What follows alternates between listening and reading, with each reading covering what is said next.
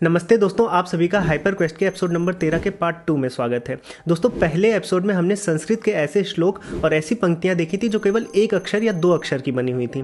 हमने ऐसे भी श्लोक देखे थे जहां पर केवल एक स्वर का प्रयोग हुआ था।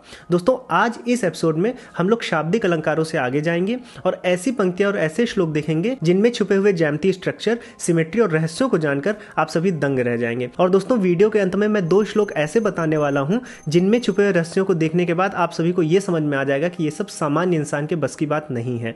तो दोस्तों, वीडियो को अंत तक जरूर देखिएगा। अगर आपने चैनल को सब्सक्राइब नहीं किया तो चैनल को तुरंत सब्सक्राइब कर ले, बेल आइकन को भी दबा ले जिससे सबसे पहले और समय पर वीडियोस मिल जाएं। दोस्तों, अब बिना किसी विलंब के वीडियो को शुरू करते हैं।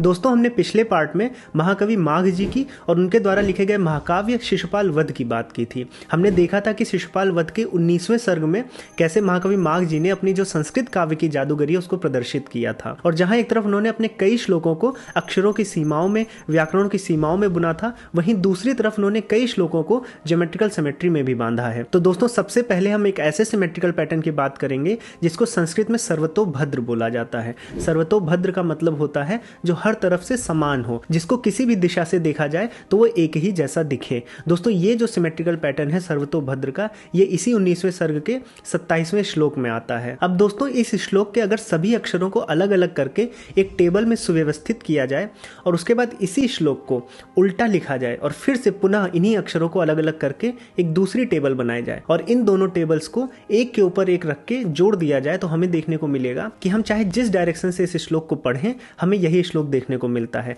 हम चाहे नीचे से पढ़ें, दाएं से पढ़ें, बाएं से पढ़ें और किसी भी डायरेक्शन में शुरू करें, ये सभी की सभी दिशाओं में समान रहता है। तो दोस्तों, ये बहुत ही अद्भुत सिमेट्री देखने को मिलती है। अब हम लोग नेक्स्ट सिमेट्री की तरफ चलते हैं।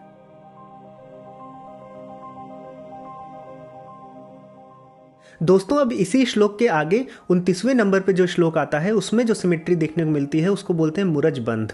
अब ये सिमेट्री ऐसी है, ये जो श्लोक आपको दिख रहा है, अगर इसके सारे अक्षरों को हम ब्रेक कर लें और उसके बाद प्रथम चरण को दो भाग में बांट के एक के ऊपर एक रख लें और उसके बाद द्वितीय चरण को भी दो भाग में बांटकर एक के ऊपर एक रख लें और सारी चीज़ों को एक साथ ले आए, अलाइन कर लें, तो हम देखेंगे कि एक पैटर्न उभर के आ रहा है। क्योंकि अगर आप शुरू के जो प्रथम अक्षर है सा, उससे अगर डायगोनली नीचे चलें और पैटर्न को कंप्लीट करें तो प्रथम चरण का पहला पद आपको देखने को मिल जाता है। इसी तरह अगर जो नीचे सबसे आ रहा है धी और धी से ऊपर जाए डायगोनली तो आपको अंतिम चरण का अंतिम पद देखने को मिल जाता है। और इसी तरह अगर बीच में आप इस पैटर्न को कंप्लीट करेंगे तो आपको बीच के भी पद मिल जाएंगे। तो दोस्तों, ये बहुत अद्भुत सिमेट्री है और इसको बोलते हैं मुरजबंध सिमेट्री। अब दोस्तों, हम आगे बढ़ते हैं और एक और नए पैटर्न को देखते हैं जिसको प्रतिलोम अनुलोम पाद बोलते हैं।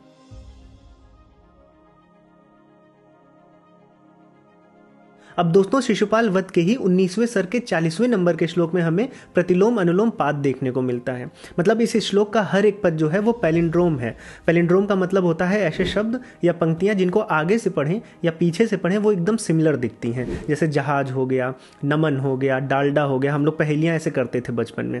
तो आप इस श्लोक में देखेंगे तो इसका जो प्रथम चरण है, अगर उसको दो भाग में बांट दें तो पहला भाग भी आपको पैलिंड्रोम मिलेगा। आप चाहे आगे से पढ़ें या पीछे से, वो सिमिलर ही दिखेगा। दूसरा भाग भी आप देखिए तो उसको चाहे सामने से पढ़िए या पीछे से पढ़िए, वो सिमिलर है। ऐसे ही उत्तर चरण जो है, जो द्वितीय चरण है, उसके भी दोनों भागों में ये पैलिंड्रोम देखने को मिलती है। तो ये भी अपने आप में एक बहुत ही उत्कृष्ट कोट की सिमेट्री है जो हमें माघ जी द्वारा विरासत में प्रदान की गई है। दोस्तों, अब हम आगे बढ़ेंगे और हम अपनी एक नेक्स्ट सिमेट्री देखेंगे जिसको गोमूत्रिका बंध बोलते हैं।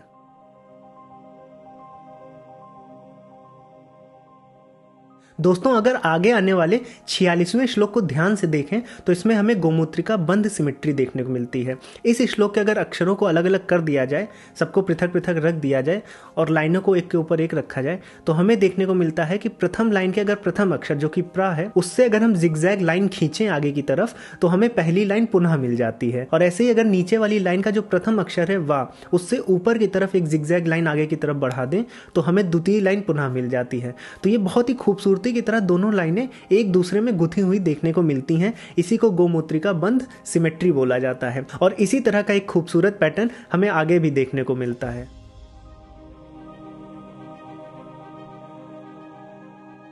अब दोस्तों जो हम पैटर्न देखने जा रहे हैं इसको संस्कृत में अर्धभ्रमक बोलते हैं। अगर आप इस श्लोक को देखें, ये 72वें नंबर का श्लोक है 19वें सर्ग में ही। इस श्लोक के अगर आप अक्षरों को पृथक पृथक कर दें और इसके प्रथम चरण को 2 भाग में बांटकर एक के ऊपर एक रख दें और नीचे वाले चरण को भी 2 भाग में बांटकर एक के ऊपर एक रख दें और अलाइन कर लें, तो इसमें हमें देखने को मिलता है कि बाईं तरफ से अगर पहली लाइन को उठाएं और दाईं तरफ से पहली लाइन को उठाएं तो ये प्रथम चरण का पहला ही पद बना देता है। और इसी तरह अगर बाईं तरफ से दूसरी लाइन को उठाएं या कॉलम जिसको हम बोलें और दाईं तरफ से ही दूसरे कॉलम को उठाएं और उनको जोड़ें तो ये भी प्रथम चरण का द्वितीय पद बना देता है और ऐसे ही आगे। तो इस तरह की सिमेट्री, इस तरह के पैटर्न को अर्धभ्रमक बोलते हैं और ये माघ जी के इस श्लोक में देखने को मिलता है।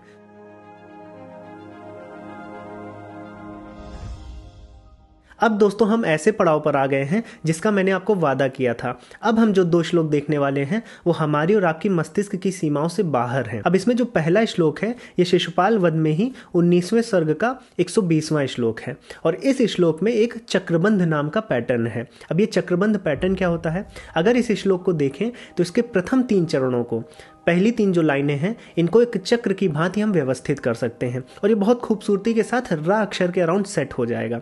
और उसके बाद जो चौथी लाइन है, जो चौथा चरण है, वो इन्हीं 3 चरणों के, इन्हीं 3 लाइनों के जो दोनों सिरे हैं उन पे जो अक्षर हैं उनसे मिलकर बन जाता है और ये पूरा का पूरा एक चक्र बन जाता है। और अभी बात यहाँ खत्म नहीं हुई है। अद्भुत बात यह है कि इस चक्र के मध्य में 2 ऐसी पंक्तियां आती हैं जो अपने आप में बहुत महत्वपूर्ण है। पहली पंक्ति आती है जो छोटी पंक्ति है, शिशुपाल वधा, और शिशुपाल वध इस महाकाव्य का नाम है।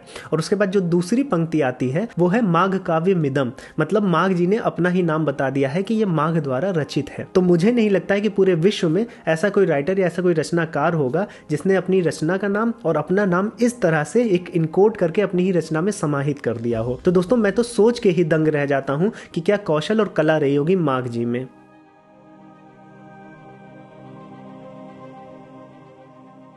दोस्तों अब इस वीडियो का अंत मैं एक और चमत्कारी के श्लोक के साथ करूंगा। हमने कई वृत्तांत में सुना है कि श्री कृष्ण जी गोपियों के साथ लीलाएं करते थे।